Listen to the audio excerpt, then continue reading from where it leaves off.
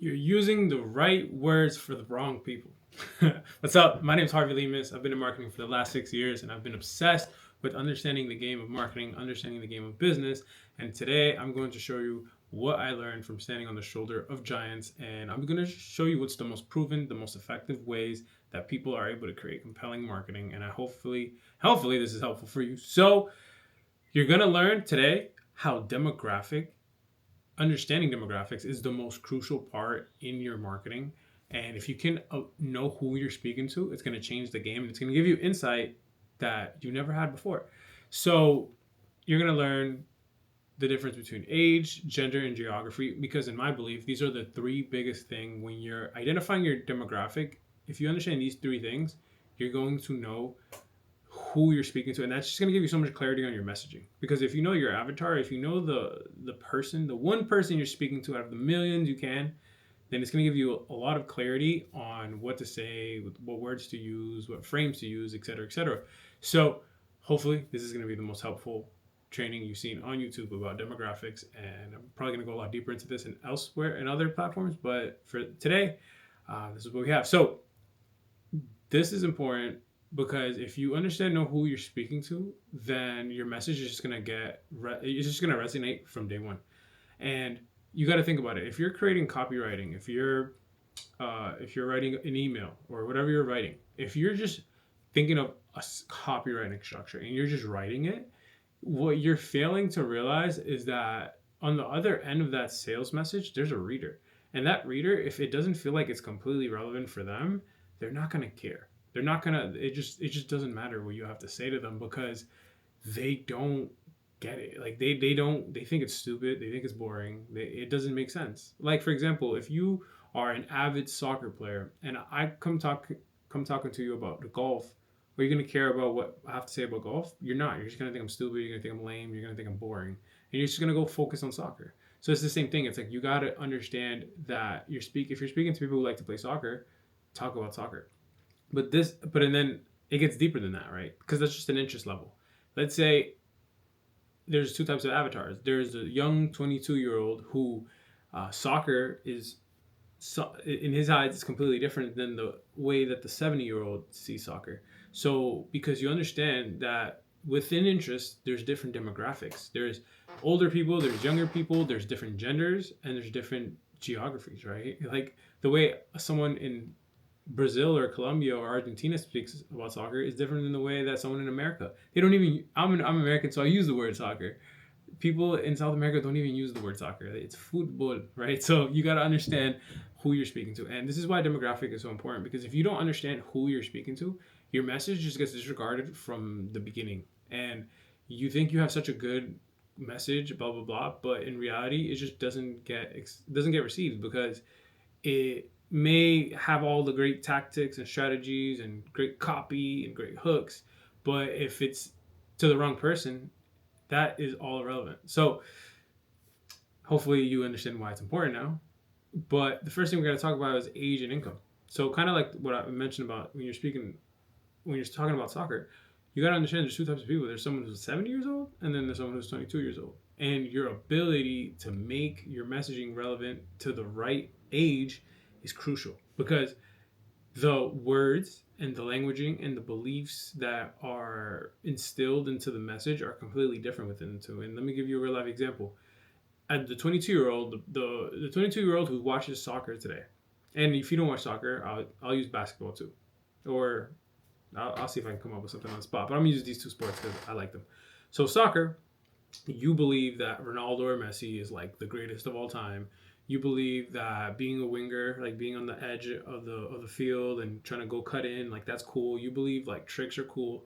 You believe that soccer is tiki taka, like it's very possession based. Like you like seeing high level style, like different move. You like flair. You like style compared to the 7-year old who probably grew up watching, you know, in the 60s and 70s where it was less about style and it was more about pace. Like your ability to just dribble through people. Like it didn't matter about doing tricks and it didn't matter about having swag and the different cleats you wear. Like that was all irrelevant because in today's world, it's all about style. It's all about swag. Versus back then, it was just all about you could say like pace. It was all about it was there was less skill, there was less flair. It was more about just playing the game raw, and the strategy wasn't as important back then because obviously the soccer was less advanced, but it was a different vibe to it. It was more about being a dog and more about being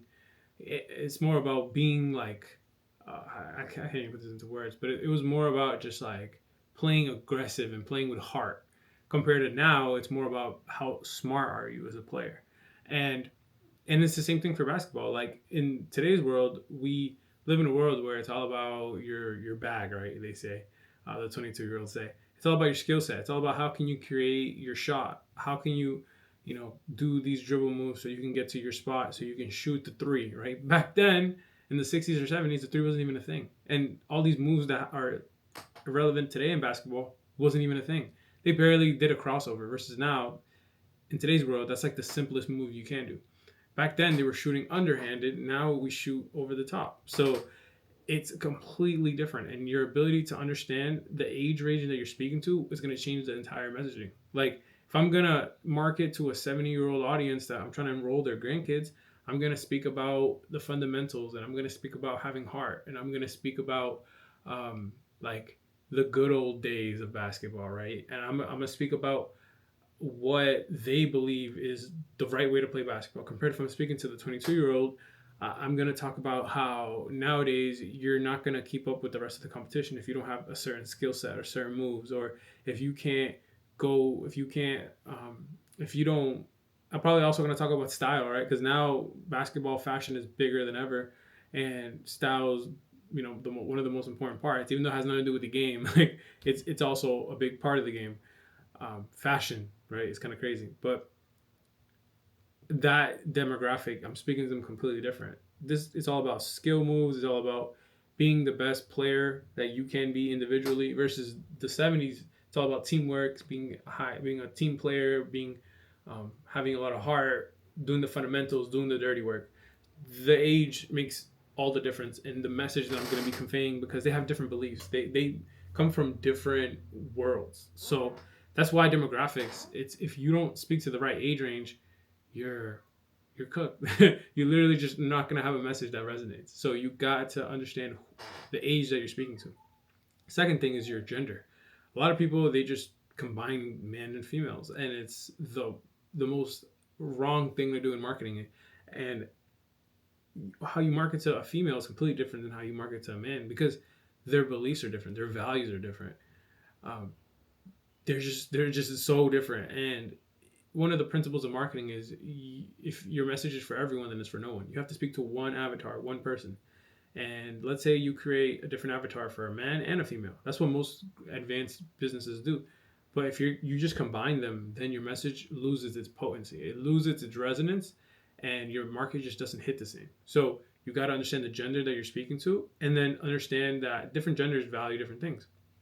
For example, men, they're driven by significance. They want to be the best. They want to be number one. They want to they want to be the top dog generally.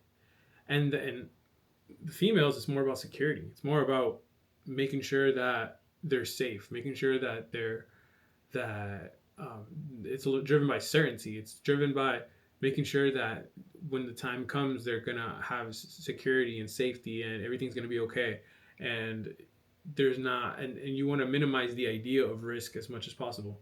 Versus men, it's like it's more about who you can become and the type of person that you will be because of this, and what everyone's gonna think of you when you reach that level, uh, and blah blah blah. Generally, right? Not for everyone, but if we're speaking to the 80% of the demographic, most men are driven by significance. They want to be the best. They want to be the top dog. They want to be the alpha male. They want to be the guy with the car. They want to be the guy with the hottest girl. They want to be the James Bond of everyone. Versus women, they want to be the Kim K, the one who's like who has a stable life, someone who's reached a certain echelon of wealth, and they can get. I'm not talking about like the I hate to say it like this, but like the whore factor. I'm not talking about that. I'm talking about like they have all the bags and they have all the Chanel and they have all the luxury that they want, and that gives them a sense of peace. Like that gives them a sense of like they're becoming someone. They're becoming the woman who.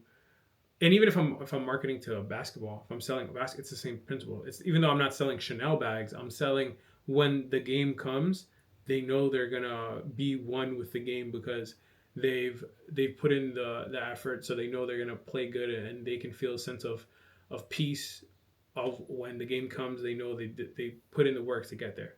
Like that's what I'm talking about. It's like it's relating the security, the certainty to whatever the product is, and for men, it's more about identity. It's more about who they can become. So that is, depending on the gender you're speaking to, like that is the biggest difference. So your message changes again. And then the last thing is geography. So it's like people in different areas of the world value different things. American men, it's more about becoming better and becoming greater and becoming the type of guy who's like the number one and being ambitious and being a billionaire. Versus the Europeans, it's more about being able to relax and having time to do whatever you want and being able to um, being able to have that time freedom and being able to have like the just freedom in general. Versus Americans, it's more about ambition. It's more about being better than you were yesterday. So like depending on the geography, that changes as well. So now you're probably thinking like, damn, like does it have to be targeted to a 22-year-old who's a man who's specifically in the United States or specifically in Europe? No, there's things where you can give and take. However, I'm saying generally, like the biggest two are age and gender. If you understand that, then geography doesn't matter as much. But do recognize that depending on the geography, their values change a bit. So, um, yeah, and if you understand these three things, you're gonna have understanding on how to create your messaging, the certain languaging to use, the certain beliefs that you're speaking from when you're creating your messaging. So when they read it or when they hear it or they watch it, they feel understood. They feel like this message is for them because it speaks to their soul. And that's the difference between good marketing and bad marketing. So ask yourself next time you write, how can you relate these three things? Age, because that also affects their general income, gender, and geography. Like how understanding these three core things, like how are you going to apply one of them and really make a commitment to just using one of them? Like just use one. Really understand one of them and then just apply that. And next time you write your next piece of copy or you create your next video or next time you watch the next advertising or you whatever, you're walking down the mall and you're seeing this ad, ask yourself, what age is this meant for? What gender is this targeted toward? What geography? And then how would you make it better? Right? I love that exercise that I do all the time. It's like I'm walking down the mall and I'm like, how would I make this better? How would I make this better? Because and then it gives you independent thinking. It allows you, even though your adjustment may be worse, but it allows you to think from a perspective of, if I were to be better than the person making this, how would I improve it? And that gives you a lot of skill and it gives you a lot of certainty in your ability to create marketing that is unique to you and that is yours, and it gives you a mind of your own and you're not just following what the book say. So hopefully that was helpful. That's why you got to understand demographics are one of the key pillars when you're understanding your market. And if you understand your demographics, then it's going to be one of the core fundamentals of when you're doing your market research. So hopefully that was helpful. See you on the next one.